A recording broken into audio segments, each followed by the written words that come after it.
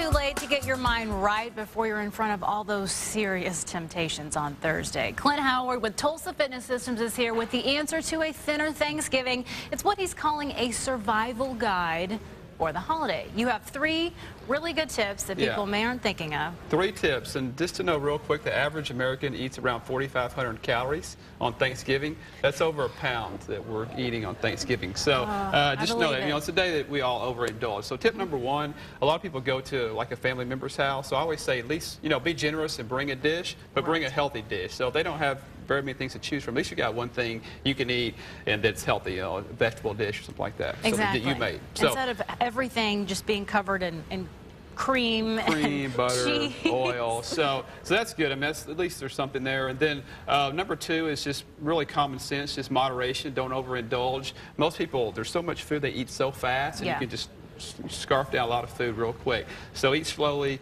walk away, communicate with your family and talk while you're eating, and so you're not going to eat as much. Drink a lot of water in between? Yeah, drink water, exactly. It helps fill your stomach, exactly. Perfect. That's one thing that I struggle with, is eating too fast. And you don't realize, and then your mind catches up with you. Yeah, it takes about 20 minutes for your stomach to actually start to fill up from eating. So if you eat slowly, 20 minutes, you'll start to get full instead of like, bam, it just hits you all of a sudden. So now, before you say your 3rd tip, I want to put you on the spot and ask you, is there a good healthy dish that you've either brought or that you like to include in Thanksgiving that would be yeah, my favorite personal is sweet potatoes. And that's, most people can take sweet potatoes and make them really unhealthy. Yes. But you can do them just roasted. You can do, stevia or so, instead of like sugar, and just make it healthy, or any kind of vegetable dish. Sweet potatoes are a good one that you can make healthy. And then number 3 is get off the couch and actually exercise. I call that damage control. So it does give you a little bit of room for error. If you actually eat too much, at least you can work out. And I've got Sheila here, so we're going to do it real quick. You don't even have to leave the house. You can work out at home and do a great workout, increase your metabolism. Okay. So I'm going to show it real quick. So first thing, she's going to go lunges. Okay, reverse lunge.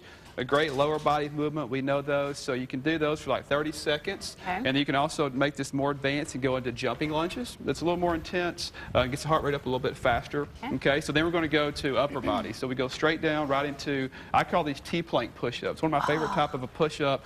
We're adding a rotational component, so it's adding a different plane of motion, getting in some core, scapular stabilizer, these muscles here, and of course upper body pushing. And you could do that if you need to modify, get on your knees, right? Yeah, exactly. You go to your knees, so you can modify this, but great exercise. It's just a different variation of a push-up. And so then we go back to upper body, we're going to do squats, okay? So we know squats, great lower body movement, just keeping good form, always sitting back on the heels, getting deep, and this could be progressed into a jumping squat. So squat jumps, again, just adds the intensity. Monkey jumps. Last thing, we're back to upper body. Did upper body push, so now we'll do upper body pull. So we got a pair of dumbbells, moderate weights, we're doing bent over rows. Okay, so proper form, chest is out, shoulders down and back, the elbows are in close. This could also be progressed into a single leg bent over row, and that just adds an instability component. So now we're starting to work some core, some glutes here a little bit more. So yeah, balance, and so you can do that as well. So that's a full body, lower body, upper body, core. You could do 2 or 3 rounds. 5 or 10 minutes. But 5 or 10 minutes. That's the damage control workout. Damage control workout you can do at your house.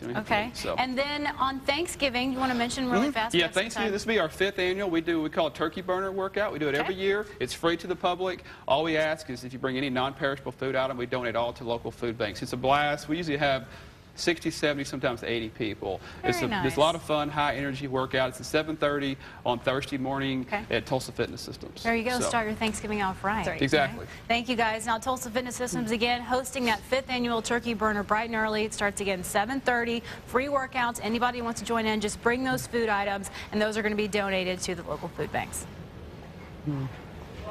Are set here at GDGC. Well, it's about to get a makeover. And attention all procrastinators, if you haven't figured out how to get the Thanksgiving dinner together yet, we've got an easy idea for you.